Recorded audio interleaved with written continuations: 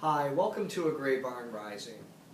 I'm reading the poems this evening of Li Chao, one of the most famous women poets of China, who lived during the Song dynasty. She lived from 1084 to 1151 Common Era, and she's a poet of great passion and emotional depth, often reflecting her sense of solitude and sorrow. She lived a rather privileged and difficult life at the same time.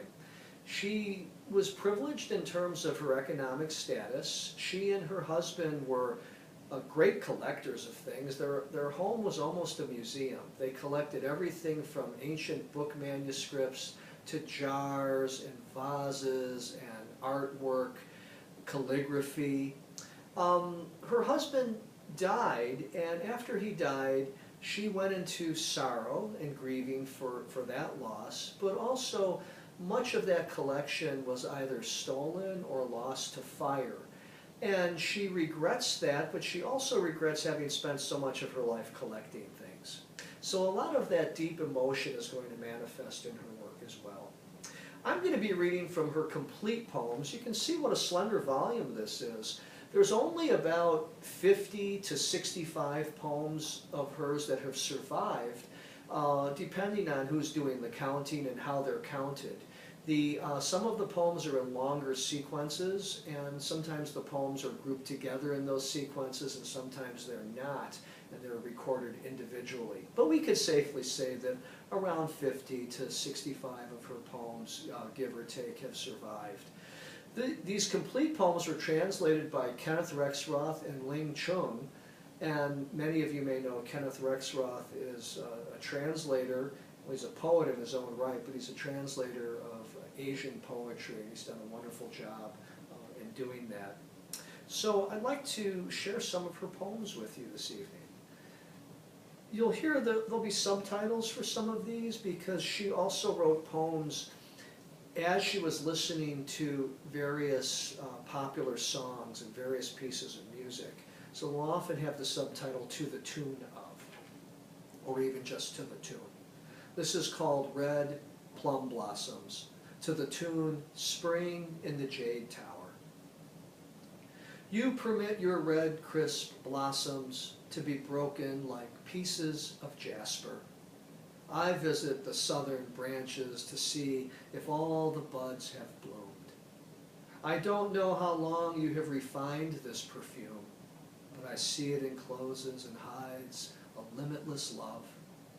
This Taoist priestess withers inside a window in spring, so depressed and injured by sorrow.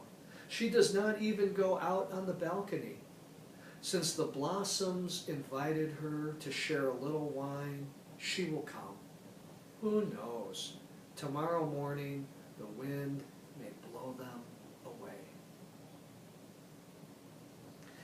She gives a hint of the celebration of wine in that poem, and that comes through, her celebration of wine comes through in other poems as well. And this follows a tradition of several of the Chinese poets. We often think, for example, of the great Tang Dynasty poet Li Po or Li Bai, and he often celebrates the joys of wine drinking as well. This is called Ninth Day, Ninth Month, to the tune Drunk with Flower Shadows. Thin fog under thick clouds, sadness endures through the long day. Auspicious dragon incense rises from the gold animal. Again, it is the 9th of the 9th month. At midnight, my jeweled pillow and gauze-curtained bed were saturated with chill. Now, in the yellow twilight, I drink by the eastern wall, and a mysterious perfume fills my sleeves and carries away my soul. The west wind blows the curtains, and I am frailer than the yellow chrysanthemums.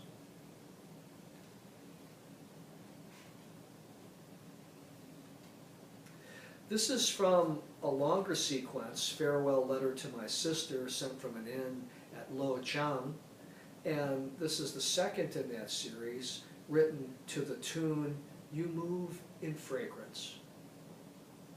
The sky turns, the autumn light turns, and my heart aches.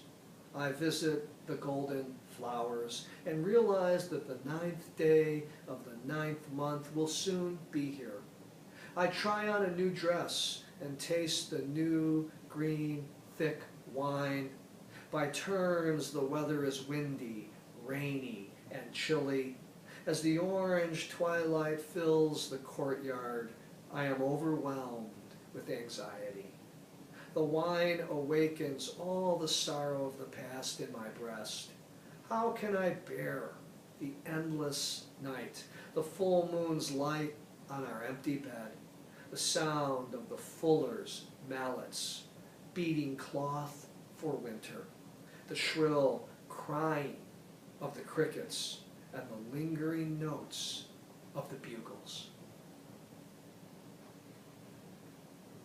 I love how she will integrate her sorrow and her emotion into a larger landscape, into a larger environment and the things of the world. While she expresses this sorrow in a really personal way, locating it in the world and the objects around her also certainly suggests that sorrow and loneliness and these deep feelings are much broader and much wider than the individual. This is Thoughts from the Women's Quarter to the tune The Boat of Stars.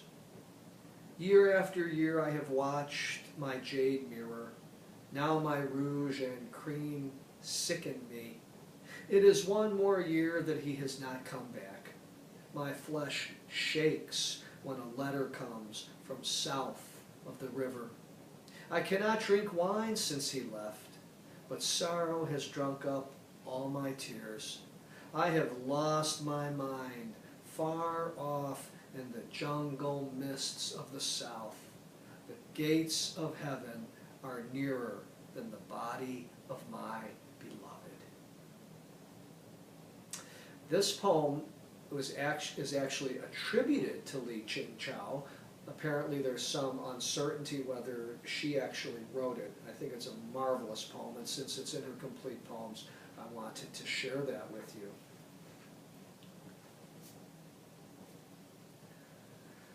This is Spring Ends, to the tune Spring at Wuling. The gentle breeze has died down, the perfumed dust has settled. It is the end of the time of flowers. Evening falls, and all day I have been too lazy to comb my hair. Our furniture is just the same. He no longer exists. All effort would be wasted. Before I can speak, my tears choke me.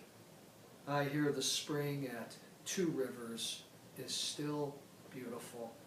I had hoped to take a boat there, but I know so fragile a vessel won't bear such a weight of sorrow.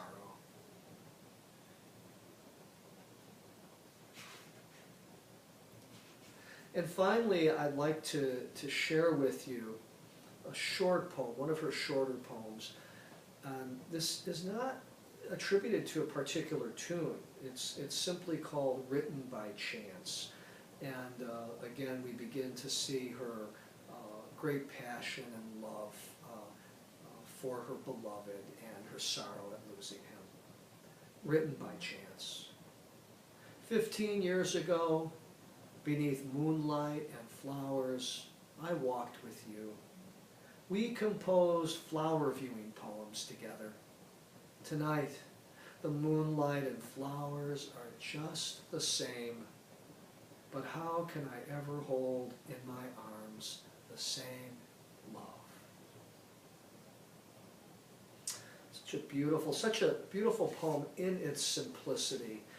And many of her poems have that simplicity, yet they give a complex feeling of emotion, because that emotion is not simply isolated to the individual, but it seems to move in between the individual and the outer environment, and also within the space and the interaction of the individual and the outer environment. I read this evening from Li Ching Chao and her complete poems, translated by Kenneth Rexroth and Ling Chung, and I hope you enjoyed her work, and I hope that you will seek her work out and read more of it. Thank you so much for joining Bootsy and me for a great barn ride.